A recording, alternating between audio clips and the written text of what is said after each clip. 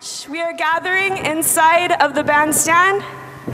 If you are here to march with us today, we'll be here for all day. If you need more information from the organizations, you can come after. Please come gather inside of the Hilo bandstand. If you can hear us out there, we are beginning. And if you are one of our organizational tablers, please let our marchers know that it is time to gather. Thank you guys for coming. Give it up for DJ Christian Fayette.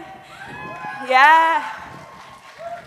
He's awesome, he's hooking it up. He has another show tonight, so that was really special. Mahalo, Christian. Okay, I think we are ready to start.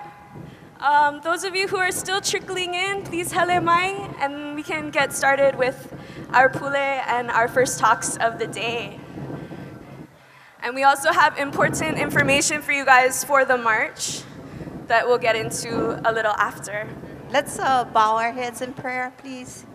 Keokua, please, we ask you humbly to watch over this group as we gather today for the very important work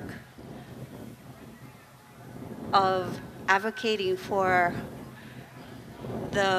not the denial, but just the opposite of recognizing that we have a problem.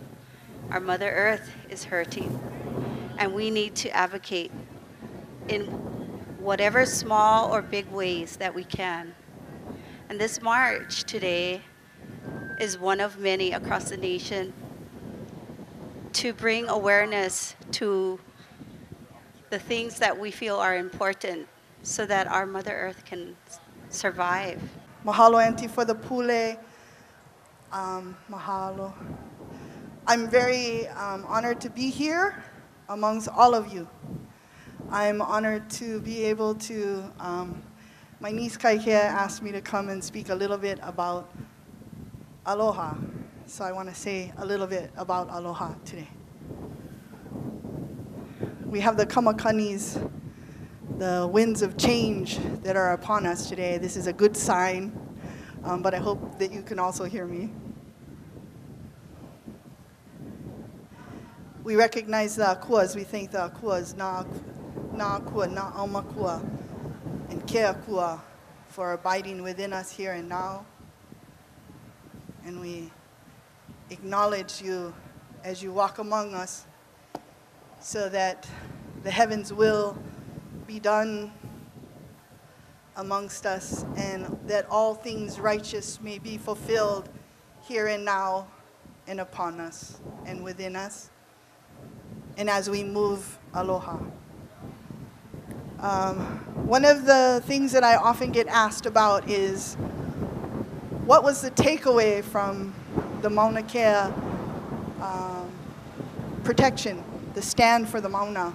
And one of the important takeaways was that we reclaimed aloha back. And to some of the Malahinis, you may not understand what that means to us as Kanaka Maoli, as Native Hawaiians, to have our aloha reclaimed back from the tourist industry where it is consumed, back from the real estate industry where it is used as a mechanism to say, come here, buy this aina. It has been abused and reused and bastardized and all of those things, but when we stood for Mauna Kea, we stood pono, and we reclaimed it back. Because aloha is not about passivity. Aloha is about action. You know, in Hawaiian culture, we believe that some words are part of creation and were created by Creator. And aloha is one of them. And so, to not have truth, to not have action, is not to have aloha. People think, oh, aloha means I just have to be nice. No, we should be respectful, of course, but it's about standing for what is righteous, without judgment also, because that word righteous sometimes gets used. But we have to stand for what we believe in.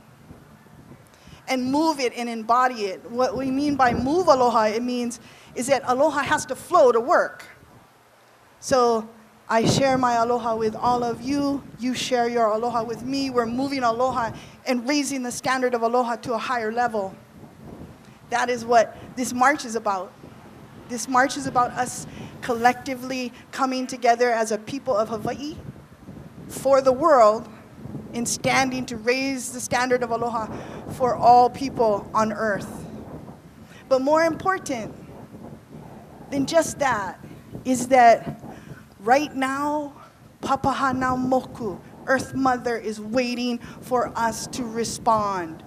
She's waiting for us to champion her, to be in alignment with Mother Earth. We are not in alignment with Mr. Trump, but I don't even care because I want to be in alignment with her because she's the power. The wind is the power, the earth is the power, the water is the power, and we are the power in aloha. So I want to just thank you all for being here and being a part of this aloha revolution that has to happen for all life. Because Papa Hanau Moku Akea is standing right now, waiting for us to answer her and to join her conspiracy for life. And that's what I want to say. And mahalo for this opportunity. Aloha. I'd like to invite Jennifer. Jennifer, she's here from the Women's March Movement. Thank you so much, Auntie Kealoha. Please give Auntie Kealoha a round of applause. And please support her organizations, Kai Palawa and the We Are Mauna Kea group as well. Aloha! I'm Jennifer Kagiwara. I'm with the Women's March Hawaii. And I just wanted to welcome you. We are one of the supporting organizations for this great march today. We are all marchers, whether you marched in the Women's March, you marched in last week's Science March, you marched today for the climate. We're all marchers, and marchers are taking back the power. So we're gonna all work together. I wanna briefly just read to you the Women's March, from the Women's March Guiding Principles about Environmental Justice. We believe that every person and every community in our nation has the right to clean water, clean air, and access to and the enjoyment of public lands. We believe that our environment and our climate must be protected, and that our land and natural resources cannot be exploited for corporate gain or greed, especially at the risk of public safety and health. So I'm here for a very personal reason. That is, I have 2 children, and I hope to be a grandmother one day. I hope that we can work on saving our planet and resist unsound and unscientific policies and protect our one and only Earth. So thank you, have a great march, and we'll be out there, yes. I'm gonna call up Nico to come speak, and then we'll give you a little bit of a march briefing. We need to make sure when we cross the street, it's pono and we're not in violation of any of that for our own safety. I'm gonna introduce Nico, and if you have ordered a t-shirt and would like to pick up a t-shirt before the march, we can help you back there. We're setting up a tent and can give you your shirts. So without any further ado, here's Nico. Mahalo. Aloha, family. Aloha to my brothers and sisters, my aunties, my uncles, the keikis and the cousins, everyone who came out today to stand in solidarity with marches throughout this island, in Waimea and Kona, marches throughout the Hawaiian Islands, in Maui and Kauai and Oahu, as we stand today in solidarity with Washington, and marches all throughout the country, hundreds of thousands of people coming together, shoulder to shoulder, to say enough is enough and stand up. Stand up for our rights, stand up for our climate, stand up for our water and our land. We've had enough of this corruption and the greed, and looking at our resources, our aina, as something that they can extract for their profit at the detriment of us. We stand together in solidarity. Enough is enough. Right here in Hawaii, as we see, right here in Hawaii, as we stand here next to the ocean, These oceans are warming, they're acidifying, and they're rising. And that has impacts on us. That impacts the global current of the water, that affects the habitation of the tuna and other sea life. The death of the reef impacts life in the water, and it impacts life on the land, right? So this is happening today here in Hawaii. So as the climate warms, the trade winds change. The trade winds that are such an integral part of our life that are here today, they start to change, and that changes the weather pattern, and that changes the water pattern, the fresh water that falls on this island, that life needs to thrive, that we need to thrive, and then the droughts get longer, right? So 1 month turns into 2 months, turns into 3 months. As this happens, yearly, we see that time growing, and that affects the food that we grow, and that affects our ability to be self-reliant. People are starting to build more and more water catchments and figure out how they're going to get water. This is a real thing that's happening today. This year, for the first time, we saw 2 giant tropical storms off the coast of our big island. That's new, right? As the temperature warms, the climate's changing, and one of the biggest impacts for our islands is storms, right? Our resiliency and community effort to be able to wade through those storms. With Ezell, as you remember, in 2014, that was huge, right? 2 weeks down in Lower Puna, we were stuck without power, without water. So the storms are going to get stronger. The ocean is going to rise and warm and acidify. The water is going to become less during the drought. These are real things that are happening right now in Hawaii. Climate change is real, and it affects us every day. But it doesn't just affect Hawaii. Of course, it affects our entire planet, right? So our brothers and sisters who live in the South Pacific, where this culture was seeded, right? They're figuring out what the heck they're going to do as the water rises. People are leaving. There's climate refugees now, today, leaving their islands. Been there for thousands of years. And they're figuring out where to go, what to do. Mass migrations of people. Our brothers and sisters in the equator, in the arid climate, right now are experiencing famine and drought and disease from climate change. This is our family. This is our global family. We might not experience the impact to the severity right now, but this is a canary in the coal mine, and we can see how this impacts our family is going to impact us, right? And we're not separate from them. We're not separate from life on this planet. The animals in the 6th grade extinction, 50% species loss right now. Right now this is happening, right? So we got to stand together. This othering, this concept of an other, us versus them, it's not working.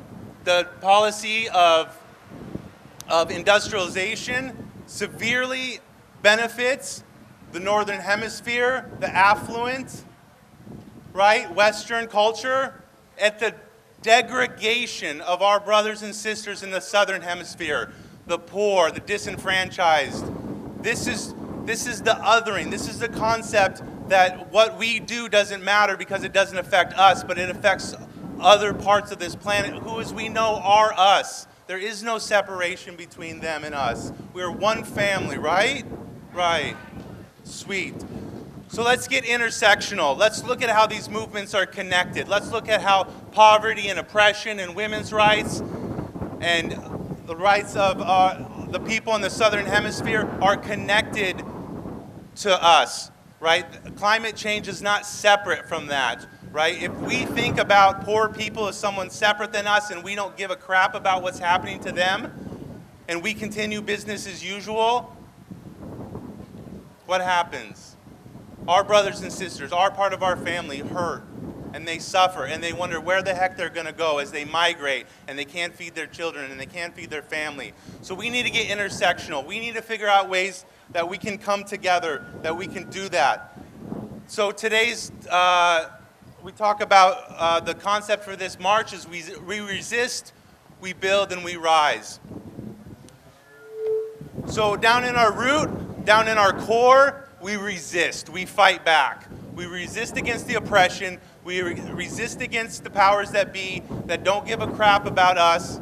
We resist, but we also resist on a personal level. We resist the temptation for ease and simplicity at the expense of others as we consume and we buy things that are not from this island. We resist that temptation. We resist and we build. We move that energy up into our heart. We build new systems that make the old systems obsolete. We build connections between us as a family. We build, and then we rise, right? We come together and we rise up. We get intersectional, we get interdependent. We move that energy up from resisting and building, and we rise up together as one united voice.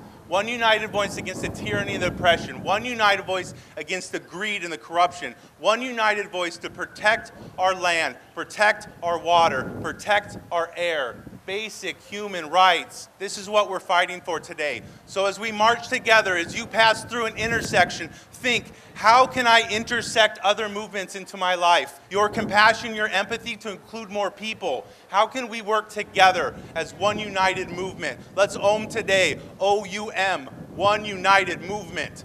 One united movement. One united movement. We resist, we build, we rise. Thank you.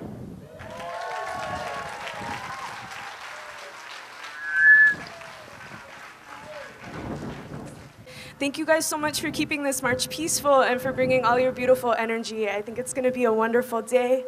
When we get back, please stay tuned. We have some other beautiful speakers to inspire us to continue the movement. So mahalo, and let's get going.